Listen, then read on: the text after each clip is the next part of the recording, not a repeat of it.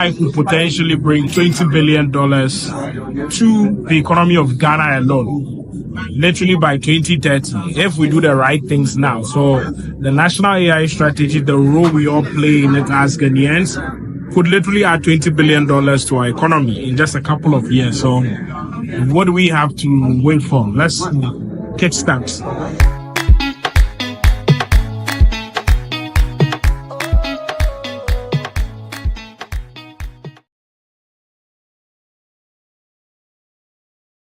AI could potentially bring $20 billion to the economy of Ghana alone.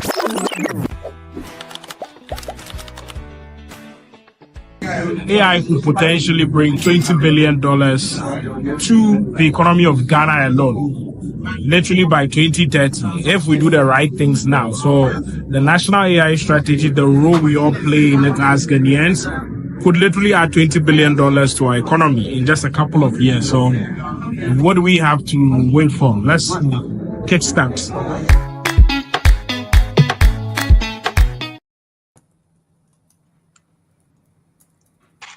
And hello and welcome. If you're tuning in, this is the Ghana's AI Opportunity webinar. We are looking at how we can maximize that 20 billion future that Darlington talked about.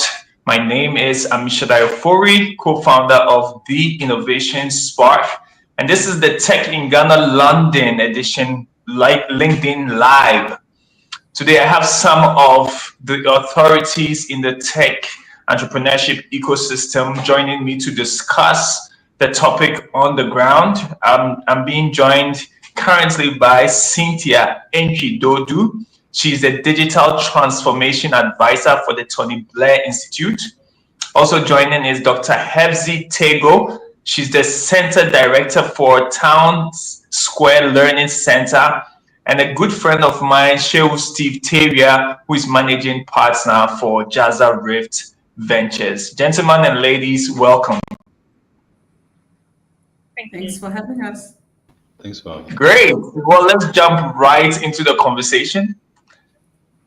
We heard what Darlington spoke about Ghana's AI strategy, but I want to find out from all of you, maybe in just one quick sentence, how do you see AI transforming the key sectors like healthcare, especially for you, Steve, agric, fintech, and education in the next 5 to 10 years? So I'm going to start with you, Dr. Hepzibah. If there's a quick introduction you can do from your end before we dive straight into the convo. Quick introduction, right? Yes. So as you rightly said from the beginning, so I'm Dr. Hepzibah Tego, and I am Center Director for the Town Square Learning Center, but I also double up as the Head of Department for Biomedical Engineering at Academic City University in Accra, Ghana. And so that's me in a nutshell. Fantastic. Thank you, Doctor. And can you expand on where you see AI taking us in the next 5 to 10 years, especially as an academic? And I am very aware that Academic City is also one of the first universities to introduce courses in AI. Yes, so really if I were to sum the potential, it is widening access and opportunities for pretty much most of our young people, regardless of their location. Because one thing I always say is that globally, you're disadvantaged by your location, right? Whether it's locations within Accra, locations within Ghana, locations within the UK, etc. One thing that disadvantages all ethnicities, regardless of race, background, etc. So AI, I think, can be a key player in helping to bridge some of those disadvantages based on location. Thank you, Dr. Tego, and I couldn't agree more. We are being joined by Darlington Akogo as well. He's the founder of Mino Health AI Labs, and he was the person boasting about the $20 billion opportunity in the video that we just watched. Darlington, welcome. I am just asking everyone on the group what you think AI is going to, the role AI is going to play in transforming the key sectors in Ghana in the next 5 to 10 years. So I'm going to continue with you, Cynthia. Just a quick introduction from your end as well. If there's anything exciting you're doing in AI, you can add that and what you think the vision for AI is. Thanks. My name is Cynthia, and I guess with the Ghanaian program that we are working on, our focus is really working with our political leaders in shaping their thoughts and their ambitions into transforming it into actual, so making it happen, making it manifest in the ecosystem. I think in the next 3 to 5 years, we do expect that there will be a more of a convergence and a clearer direction in terms of what it is that the government wants to do and how they want to position themselves.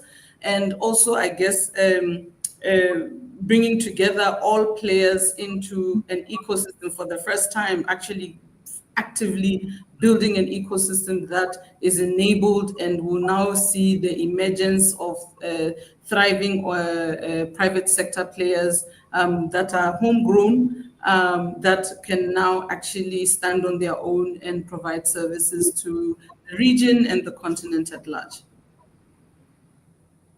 Righty, and so we'll be coming to that, especially from the policy front, to explore where we currently are with Ghana's AI strategy. Thank you so much, Cynthia. Steve, you have been a managing partner, especially from the venture capital side. What is the future for AI in the next 5 to 10 years? In Ghana and in Africa, there's a massive opportunity. I think I don't want to steal the thunder from Darlington, but the key main dimension that I believe are critical for us to solve.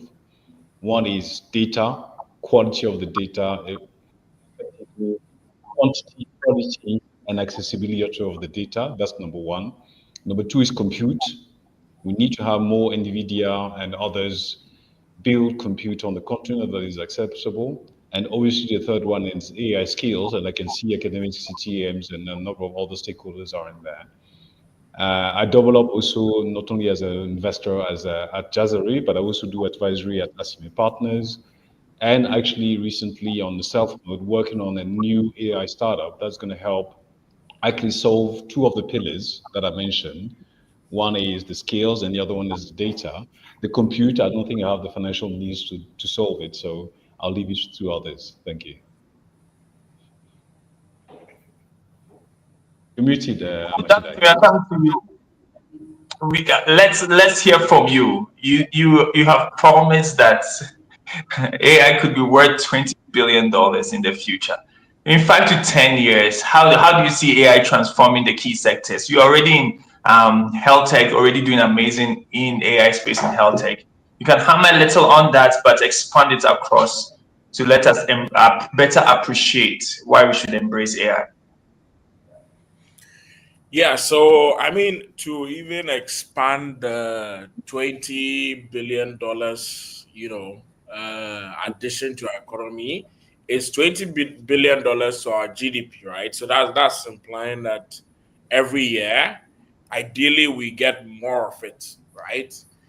And so, yes, it's definitely very much possible. This is based on, some estimates from the likes of PwC on how much a country could add to its GDP if it seriously doubles down and leverages AI.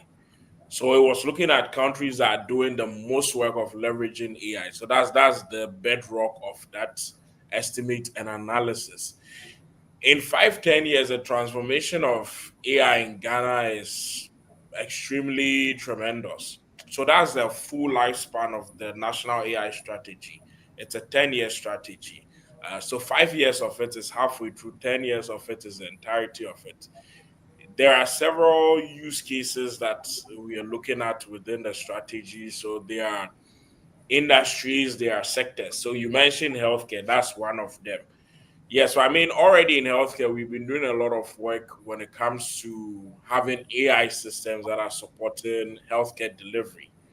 We have generative AI systems like Moremi that are supporting diagnosis, forecasting, prognosis, treatment planning, and essentially everything, all the way into drug design. That's already happening now. So in 5-10 years, the technology should be very much way more powerful, way more matured. and then also way more skilled up as far as Ghana is concerned. We already working beyond Ghana to us, or even today. But then, yes, with the context of Ghana, we should be able to scale that across. The ecosystem should be several times much more matured. But then, yeah, so my other panelists brought up a number of other things that are crucial to the growth of AI within Ghana. And a number of those things, or almost essentially all of them, are captured in the national AI strategy because essentially everyone here participated in the consultation meetings, and then those things came up several times over. So they are in there. We should definitely there are about a few ingredients that make up AI, and then the next stages of AI. So there's data, there's compute. We're also looking at energy. So those are some of the things that go in there. We should be able to. There are some specific numbers that are targets that we have in the national AI strategy. I mean, once it becomes finalized, an official document, we'll have those numbers in there. There's a specific numerical targets that we want to achieve as far as how much compute we should have as a country within 5 years and within 10 years. Then, if you talk about data, how much data collectively we should have in the country, not generation of data, because we all generate data. Having this whole meeting here is a generation of data, but it should be in a format that is ready for AI researchers to be able to leverage. There's that. And then also, all of this requires us to allocate resources towards it. So, we having the necessary national AI fund, that's one of the things that we are also discussing because for us to unlock this $20 billion addition to our GDP, we need to invest in it. So we need to be able to grow the ecosystem. We need to be able to train people. So yeah, so in 10 years, all things being equal, we should have achieved majority of the things that we have in our national AI strategy, which we're making it a very ambitious national AI strategy. So we should completely, with the mission that we want Ghana to become the AI hub of Africa, we should be the leaders in AI. We should be contributing not just to even AI, but to even AGI. Those are some of the ambitions we have. So in 5, 10 years, so far as we all do our part in implementing the national AI strategy, those are some of the things that we can foresee Ghana. So we're enriching the country. We're adding over $20 billion to our GDP. But then also we become the leaders, we become almost like what we are doing, the African Free Trade Agreement, right? It's an African initiative, but the secretariat sits here in Ghana. So we want to achieve the same thing with AI. It's an African thing. We cannot approach it as single countries within Africa. Collectively, we are approaching it, but then the leadership for AI in Africa should sit in Ghana. Yes. I love it. And just to piggyback, Darlington, what you mentioned about repositioning Ghana as an AI hub for all of Africa. EU, the European Commission recently unveiled their AI continent action plan. And so my question to all of us is, what unique strengths does Ghana have, right, to position itself as an AI hub or to help us be at the forefront of this AI race? Do we really have what it takes as a country or even in this region to be able to push this agenda that Darlington is saying we can? So I'm throwing this to all of us. Anyone can take it on first. But we want to see, does Ghana really have what it takes, or do we even have the strength or the resources to give us an edge in the global AI race? Anyone want to go first? Dr. Hebzi? Yes, Yes. I'll go. There are different facets to this, but do we have what it takes? Obvious answer is going to be yes, right? But one advantage being we have a very hungry, youthful population, not hungry in terms of literal hunger, but hungry in terms of hungry for entrepreneurship, hungry to be leaders, hungry to contribute to making change in their communities for a better quality of life, right? And so that alone in itself, if you have the people who are willing, it's a plus, which we have. The other side of that then becomes the energy issue that we have, right? Because they kind of go hand in hand, because we need a lot of electrical power or energy generation to back or power a lot of these, AI systems, etc. Right? So that goes hand in hand with one or the. Am I still here? Oh, okay. Sorry, my screen went off. And so yeah, that's the first advantage I would say that we have: the youthful population who are hungry for success, hungry to see change, hungry to be global competitive players when it comes in the AI space. I'll let others contribute. All right. So Dr. Hebzi has talked about the hunger, the youthful population. Cynthia, is there something you want to add? Yes, I think also we should take cognizance of the already emerging AI innovation ecosystem. We do have a lot of burgeoning AI startups. Mino Health is here on the call, and many others who are actually actively pursuing and are offering services within the country and outside Ghana as well, from Ghana. So, I mean, if we even look on the continent in terms of our competitors, I think we have an emerging ecosystem. We have a number of players already there. And I think aside from some of the other things around compute and energy, if we are able to put some of these other issues to bear, you will see a lot of scale and rapid growth in the sector. Okay, so it seems so far from the ladies a lot of promising answers. Shehu, do you beg to differ, or are you in the same line with what the ladies are saying? I'm a bit more cautious. My take on the environment being more conducive for Ghana to be at the forefront would, for me, hinge on the right policies, the right framework to enable massive investment in the key areas that would sustain and make that possible. It's like we need a petri dish, right, for the things to grow. We need fertilizer for all those things. So if we take by the three pillars that I mentioned, all of them actually depend on power. But we still have Doomso, right? At some point, we need to look at innovative and alternative ways to get power, reliable power at scale. And funny enough, and that's kind of the hope I have, otherwise I wouldn't be here. I believe that there's an opportunity to leverage new technologies such as small modular reactors that are going to be set up next to data centers. So these are reactors, nuclear reactors, but smaller ones. So there are a number of technologies that are out there. We have so much sun, both in the southern and northern part of Ghana. We should be systematically putting up 10 football fields of solar panels there, right? We have oil on the shore. Like there's so many ways we can have an energy mix that is competitive, like with the Kenyan one, which is 98% renewable energy, to get to that thing. It just needs policy and execution.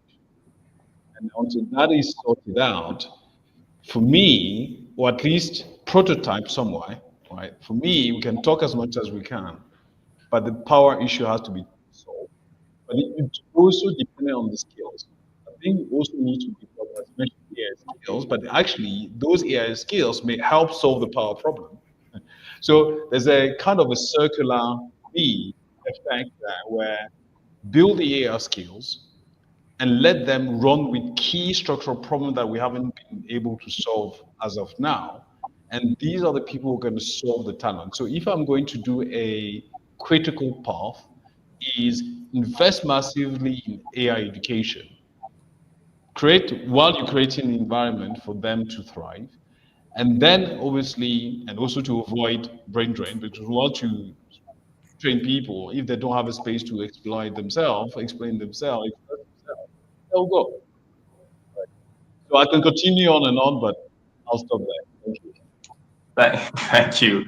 And before I come to you, Darlington, Shehu has highlighted something about how, the key things we need to be able to position ourselves to dominate this market. And he has highlighted, for example, starting with education and the key resources that we need. So I'm going to come to you, Dr. Hefzi and Cynthia. What are some of the low-hanging fruits for AI adoption that you think we need in Ghana?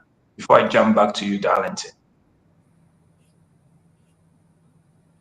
Dr. Hefzi, do you want to start? Sure. Right. Low-hanging fruits. We leverage on education. Let's start from there. So if we take, yes, let's deal with education. We know if we take the government institutions, that's where most of our young people are being educated in. We know the double track with the senior high school, even triple with some schools. And we know they're overpopulated in the classrooms, right, with the teacher to student ratios. So low-hanging fruit. Let's start by reconditioning our educators that it's okay for students to adopt AI.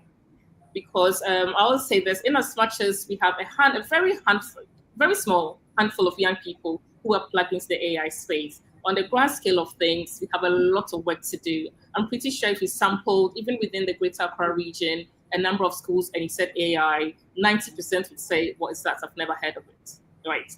And so if we come out of the AI Bible ecosystem that we're all in, and we start with the educational system and say, well, educators, school leaders, head teachers, school counselors, classroom teachers, primary, secondary, even senior high. Let's first educate around what AI is and the potential that it can help with educating our young ones. Once we go past that barrier, then we can filter it down to the students themselves and say, okay, I'm setting you this assignment. It's okay to go research using your AI because it gives you a global perspective, right? And you don't know what you don't know. And we're limited, as I always say, by location. And so even from the education point of view, who are the ones educating our young people? Us 6 here on the call can cover, and everyone within the tech ecosystem can cover all of the Ghana's education system and go do, communication around AI and adopting AI. So perhaps a low-hanging fruit, I would say, is starting with educational leaders to make it okay for their teachers to adopt AI in the classrooms. It'll help teaching, it'll help with the student numbers, it would help tailor, if I just bridge that on slightly with the young people coming up with these innovations, even on those small scales, it can help tailor personalized learning so that where teachers have to actively differentiate for a class of 60 and say, right, you can do 1+1, so we'll do that with you today, but I have 10 other people who need to do 50 times 60 within that same hour. How can I leverage AI so that everyone is still getting quality education at the level that they deserve to be challenged at to push, the agenda forward? Okay, so Dr. Hefzi has highlighted the importance of education, buttressing what Shehu said. I think even like a layer below that is our students even having access to internet, right, and computers and all the underlying infrastructure that is needed. But hey, Cynthia, what are for you the low-hanging fruits for AI adoption in that? I think the truth of the matter is, in Ghana right now, if we just want to be very sober about it, very low-hanging fruits can only be achieved when certain fundamentals are in place. Even if we were to pick the issue of education, like you rightly said, and that's what I was about to say, that we kind of have a chicken and egg situation. And I really anchor what Shehu mentioned, that you need to even fundamentally change the way certain activities are delivered. Training, education in particular, where we spend the bulk of our schooling years or our young years, needs to fundamentally shift. And I'm even wondering, as you are introducing issues on AI, the initial or previous versions of digital transformation, even in the edtech space, have struggled in Ghana to even reach scale because of these fundamental issues. So it's hard to say. I think fundamentally there are activities that are taking place right now There's activities that are going on in health, in ag, in the financial services sector, where they are even introducing AI to support and drive credit rating and access to financial inclusion and so on and so forth, which is already burgeoning, is growing, it's really coming up. But I do believe, and again, to anchor what Seru was saying, that the policies need to be aligned. Right now, they're kind of standing in silos. And so it's important to bring these policies and harmonize them so that we know that within each sector area, they are speaking to a general direction. I also want to say that it's becoming very clear that the way in which the government needs to think about how it positions technology and its view on technology needs to shift. It needs to be treated like a utility.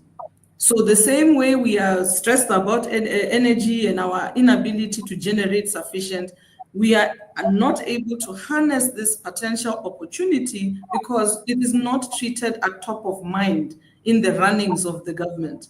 And so if it's treated like or brought to the same level as the Ministry of Finance, even operating even under the office of the president, that changes the dynamics of the conversation, and it creates a level of urgency and priorities that now push a lot of the things that we're looking for. So I think there needs to be some fundamental shifts. There is an emerging ecosystem. People are there, but they can't move beyond a glass ceiling right now because all the policies are not well aligned and it's not top of mind in terms of even the role of IT or the role of digital within the government. Thanks. And thank you for that, Cynthia. If you're tuning in, we are 26 minutes into the conversation. This is the Tech in Ghana London edition, a LinkedIn live session looking at Ghana's AI opportunity. Darlington had mentioned that we are looking at a possible 20 billion future in AI, and we want to maximize that. And so we are having the conversation around that and how we can maximize that opportunity. So Darlington, I'm going to come to you, especially just segueing from what Cynthia just talked about. Are there policies? Is it in the forefront of government? My question for you, Darlington, is in two folds. The first would be, does Ghana really have the resources it takes to position us to have an edge in the global AI stage? And from your end, what kind of digital infrastructure or data ecosystems do you think are needed for us to achieve that 20 billion future that you talked about? Yeah, so we definitely, so there's pros. Okay, let me not say pros and cons. There's reasons why Ghana can do it, and there are challenges we have to overcome if we want to pull this off. Geopolitically, Ghana is quite a beginning African country. We usually stand out geopolitically for a number of reasons. It could be, we being like the North Star when it comes to democracy within the region. It could be the fact that we have political / economic stability. Well, right now we have a well-performing currency. Bloomberg named our currency the world best performing currency.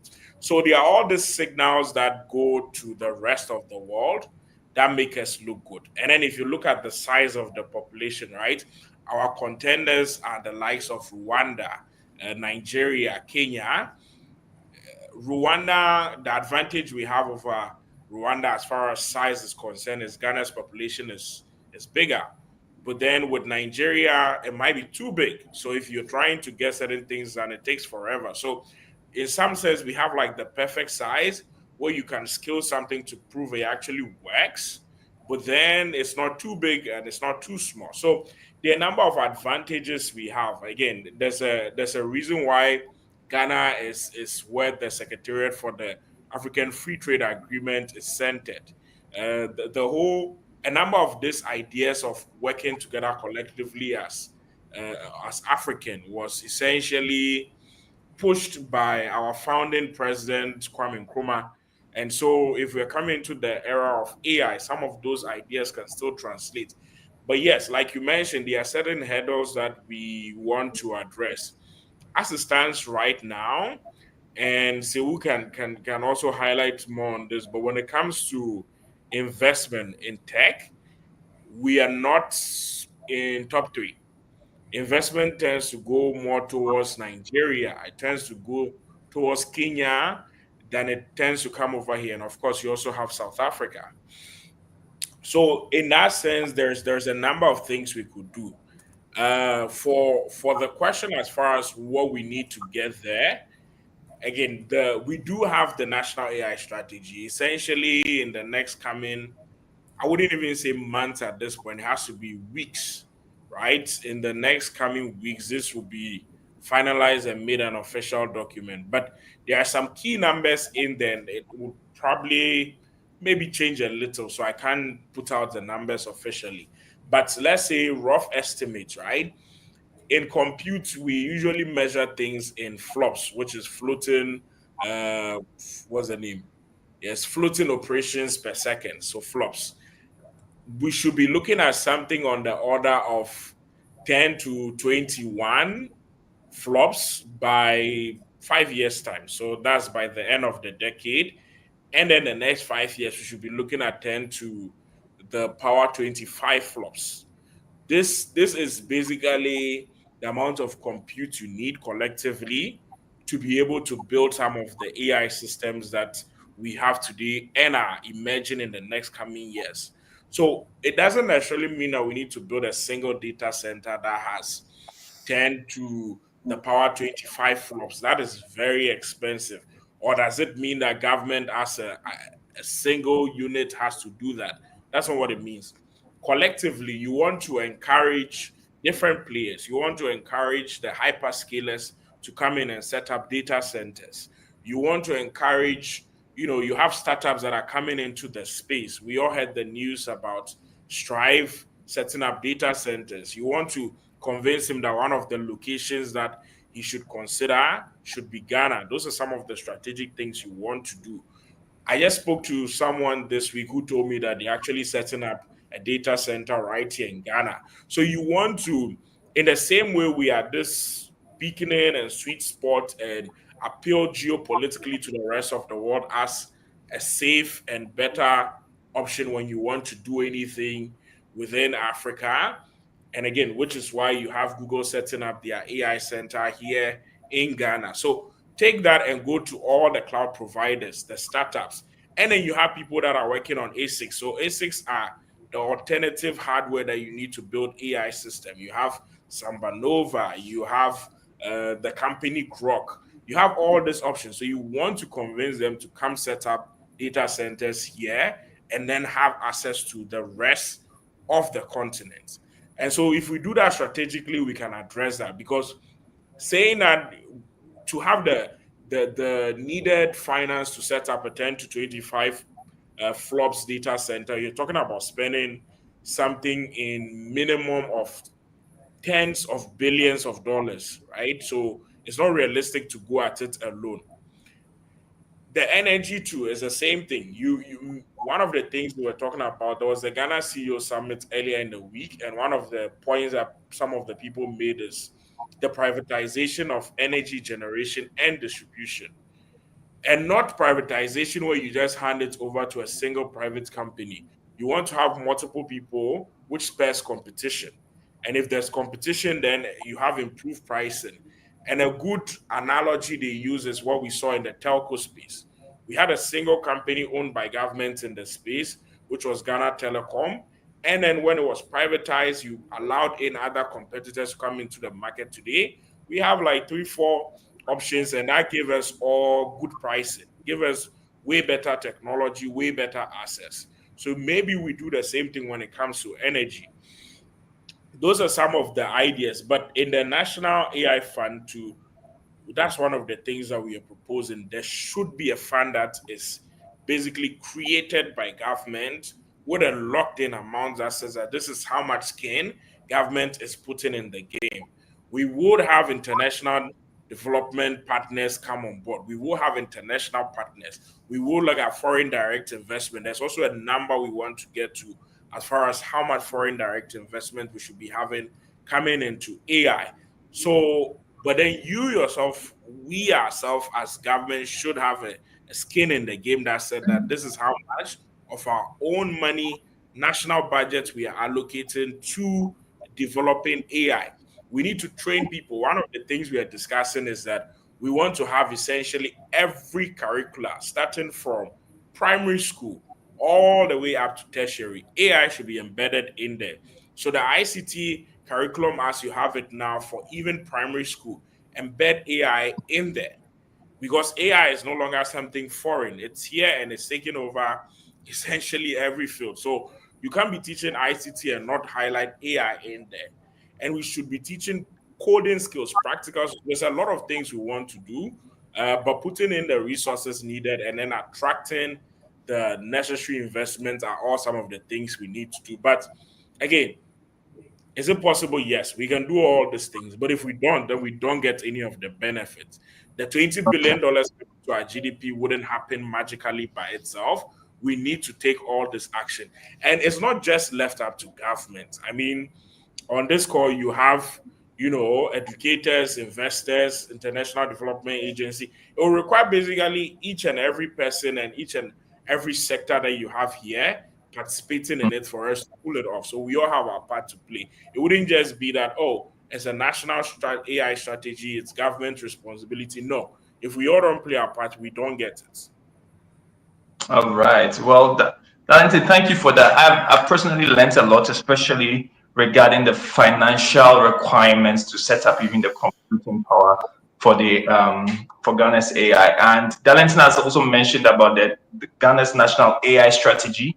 Within that, they have 8 pillars. Pillar 7 of that is how to invest in applied AI research. And so when it comes to speaking about investment, Shehu, this is where I'll come to you. Darlington also mentioned that you might be aware of the investment landscape here in Ghana and how attractive we are. What do you think Ghanaian AI startups and all researchers need most to be able to, number one, position themselves to attract investment from the global sphere, and then also how to position themselves to scale, not just locally, but globally? So thank you very much for the question, Amashidai. So I think I'll talk about what Darlington mentioned before. That is very critical. The AI fund, and I can raise my hand, we talk about it again. There is a way we can raise massive pools of capital if we make those investments in the infrastructure climate resilient. There's a lot of money available for climate-driven investments. And that's what I was mentioning, that if you have small modular reactor or renewable energy or climate smart technologies, the funding is out there to finance infrastructures that would not harm the climate, but will serve a purpose. So I call to policyholder politicians, if you need help, come to me. There's a pathway to get substantial amount of capital to finance that. That's number one. Number two, at the grassroots level, I've been beating the drum for the last 10 years for somebody in any of those governments to change the GIPC code and to implement a startup act in Ghana. Those two things, maybe this installment, that may happen, but this is a way both to unlock local capital and internship. I was even on CNN not very long time ago talking about the opportunity to unlock pensions and insurance money in Ghana to unlock local pools of capital that are stuck, producing very little return and taking very little risk. And that is a massive opportunity as well. Personally, I've invested in a number of startups, both as an angel investor and also as a professional institutional investor. For the ecosystem to be very active and dynamic and provide opportunities for people to even think about setting up companies like Darlington has done, there needs to be a conducive environment and people willing to take the risk. So there's work we've been doing with the Venture Capital Trust, with the Venture Capital Association, and even the Aqua Angels that I'm really keen on reviving, if we can find funding to support operations, to unlock the local pools of capital for entrepreneurs to say, look, actually, if I want money, I can go to X, Y, and Z, this institution, because I know they would unlock capital. Today, there's not really such an institution to do so. So one of the aspects you mentioned also is, in terms of funding, both international, I would say both local and international investors are interested in putting money in Ghana. And I mentioned the GIPC law that is preventing a lot of those people who want to put smaller ticket, $10,000, $20,000 to start with, in entrepreneur. But the floodgates of investments into Ghana can be opened if we put in place the right incentive to do so. I'll give an example.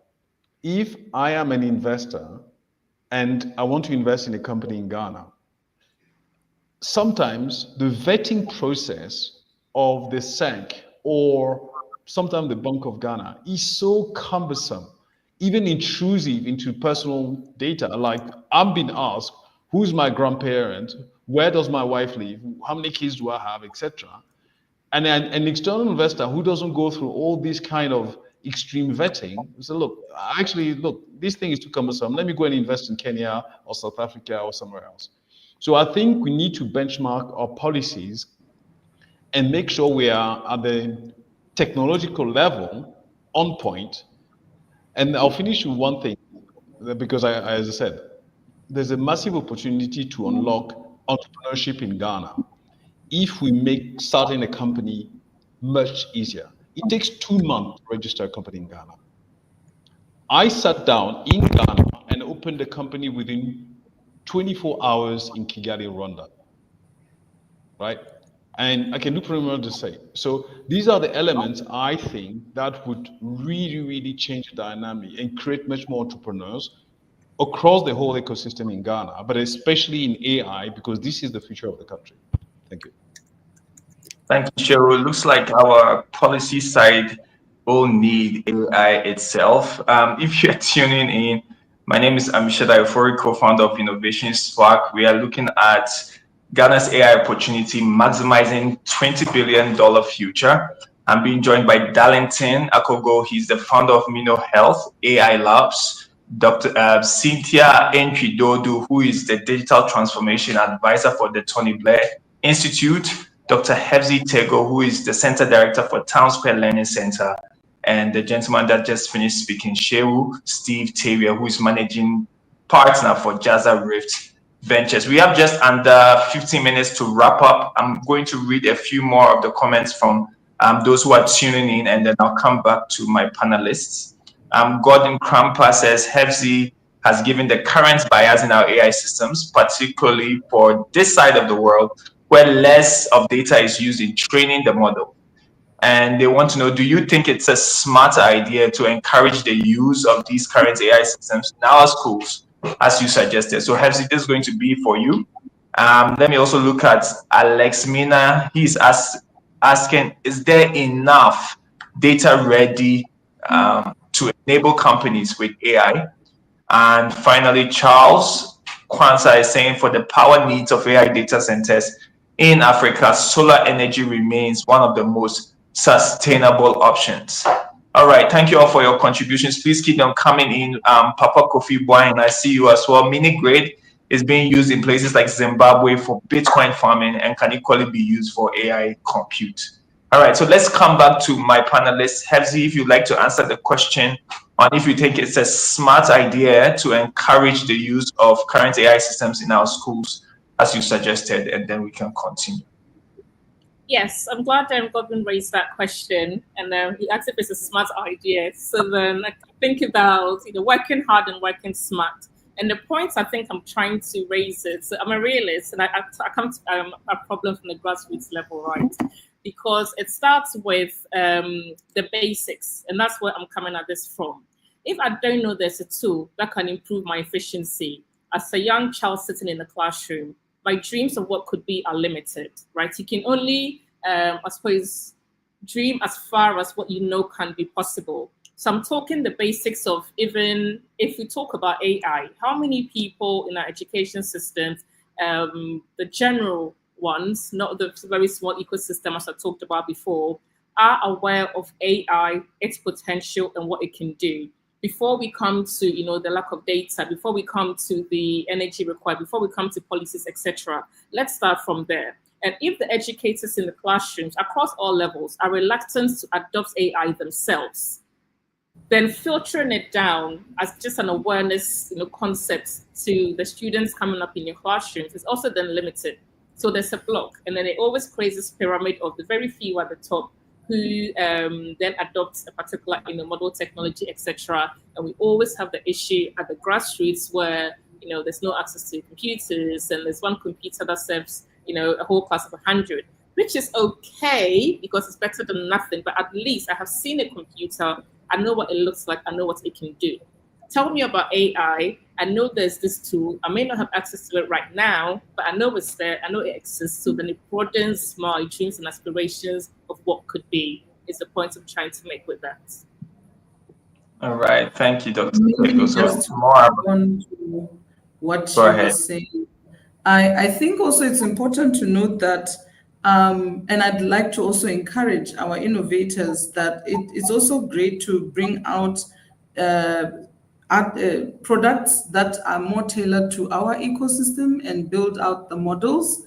I think if we want to actually start developing products and AI artifacts ourselves, this is the time to do it. Start developing those models. Start developing, if you know you can do an open AI or a ChatGPT or a Perplexity packaged. Now I'm seeing this, what they call small language models that are portable, that are easy to disseminate in a local ecosystem, then now's the time to do it. So that as policy direction and discussions are ongoing, we know that we can tap into our local ecosystem, and there are examples of this already there. So please don't wait till the ecosystem is conducive. Just start now, and the support would come to help you get you where you need to be. Thank you.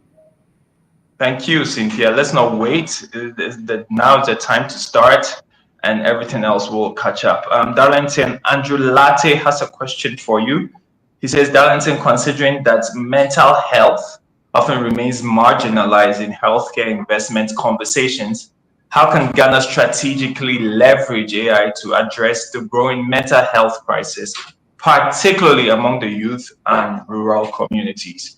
And you can also follow up with a question from Alex Mina. It says that, is there enough data ready to enable companies with AI? Okay, yeah. So just I think last week, there's a startup focused on mental health that reached out to us about using our generative AI system, Moremi, as an API for their mental health app that they're building. So yeah, there's definitely that use case that will be possible. But of course, you still want to make sure that it's always supervised by a specialist, a professional. So yeah, AI has tremendous potential when it comes to the mental health space. You should be seeing in the coming, let me say, months, a number of solutions that are built on top of AI systems, including ours right here in Ghana. Yeah, like I say, some of these things don't always have to be a government initiative, right? So you can have startups that are providing this solution. So that's one of the things that we'll be seeing. Yes, I think you said the other question was about data. Yeah, so in the strategy, as of now, we are attempting to also quantify how much data we should generate. And again, it's not finalized, but you should see something like 1 trillion token worth of data sets that is uniquely Ghanaian data sets. So a token is basically, let's see, the equivalent of words. So 1 trillion tokens would be something like 750 billion words. But again, we are not just talking about text data. It's data that will come in images, and this should cut across all the use cases that we are interested in. So in the strategy, we're looking at healthcare, agriculture, energy, transportation, and then, of course, language sits across all of this. So let's have data sets that captures our local languages, our oral history, the conversations that we have. It's not just about knowing language, right? There is our local language as it sits in religious texts, but no one actually talks like that in an everyday fashion.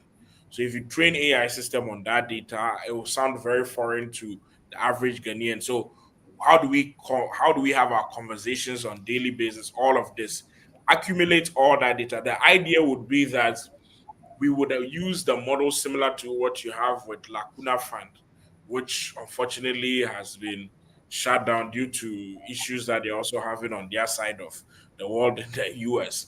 But the whole idea is that you create a pool of different sectors and then you make a call for data sets creation and annotation. So we foresee a scenario, say next year, where as part of the execution and usage of that National AI Fund, we say in the next 6 months, we want data sets across healthcare, uniquely Ghanaian data sets. And these are the areas that are of importance to us as our priority in healthcare. So get us data as it applies to, say, oncology, infectious diseases. We want medical imaging. Then we go into agriculture. We want data as it connects to cashew, cocoa. And so we go across that. And when you compile all this data set, it should be the equivalent of 1 trillion token. We need to have this so that we can have that advantage. But also on the more confidential end, maybe we don't make all of that data just freely available to everyone in the world. Maybe we make a percentage of it only available to Ghanaians. So there are different ideas in there. If we can implement all of this, we should have AI systems.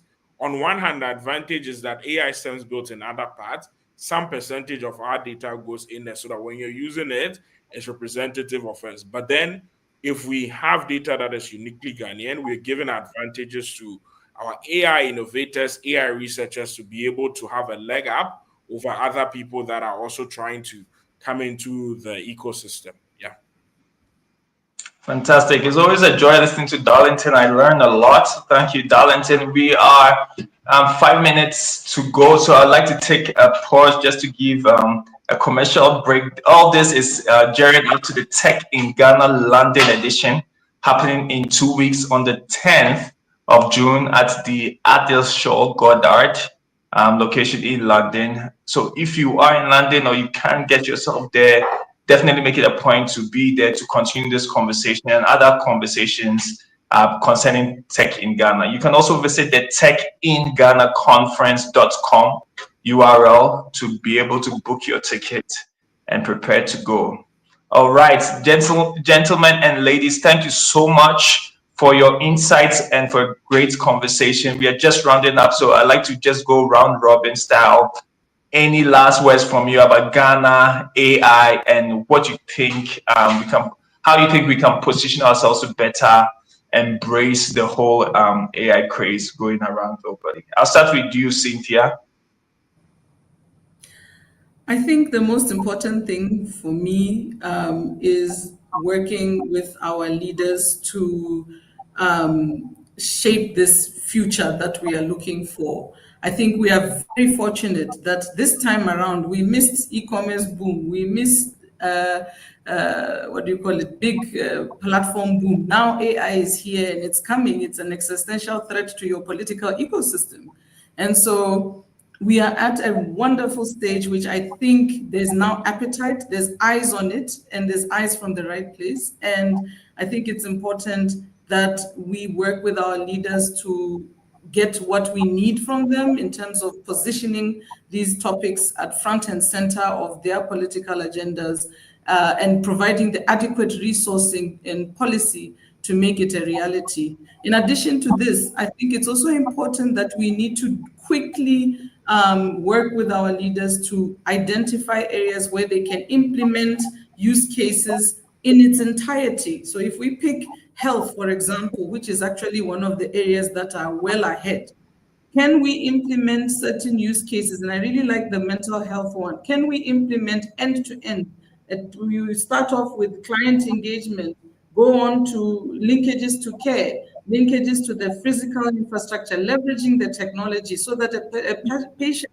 doesn't have to be worried about their ability to access the services, as well as even getting the right person to help them at the right time. If we're able to even get these implemented, one use case end to end, and see the impact, then I think that lends itself very well to future investments and even convincing. Yeah. Because of our time, thank you, Cynthia. I will have to ask you to round up here. Thank you so much. Shewa, I'll come to you. If you can make it in 30 seconds, you'll be my best friend for life. What do you think we can forward? No, there's a lot of opportunities in Ghana for AI. Let's make sure we all work together to make it happen. Build the skills, build the compute, get the data and the energy. Excellent. Build skills, build compute, get the data and the energy. Dr. Hebzi?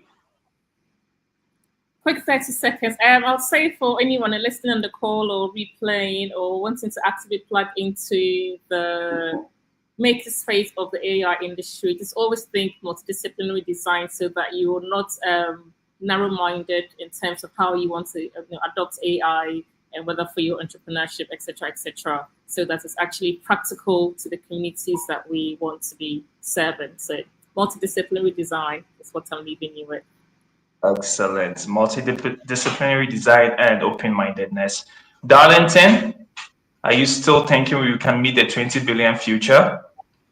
Oh yes, even more so. So yeah, final words would be, we definitely can add $20 billion, or now let's say that in a more appropriate term, 200 billion Ghana cedis. Let's stop using the dollars.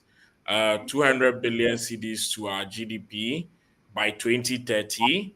If we do the different things that will be in the national AI strategy, the 8 pillars, including setting up a national AI fund, and we collectively working together with government to do that. Yes. Fantastic. And with that, we are rounding up the Tech in Ghana London edition LinkedIn Live. We have been exploring Ghana's AI opportunity, maximizing a 200 billion Ghana cedis future, according to Darlington. And I've been joined by Darlington Akogo, who is founder of Mino Health AI Labs, Shehu Steve Tavia, who is managing partner for Jazza Rift Ventures, Cynthia Enchidodu, who is digital transformation advisor for the Tony Blair Institute, and Dr. Hebzi Tego, who is Center Director for Town Square Learning Center. My name is Amishadai Furi, co-founder of The Innovation Spark, and we are looking forward to seeing you at the Tech in Ghana London edition. It's happening on the 10th of June at Adelshaw Goddard, London. Visit the Tech in Ghana conference.com URL to be able to learn more and book your tickets. Thank you, ladies and gentlemen. Looking forward to having a great conversation with you again. Thank you, everyone. Cheers.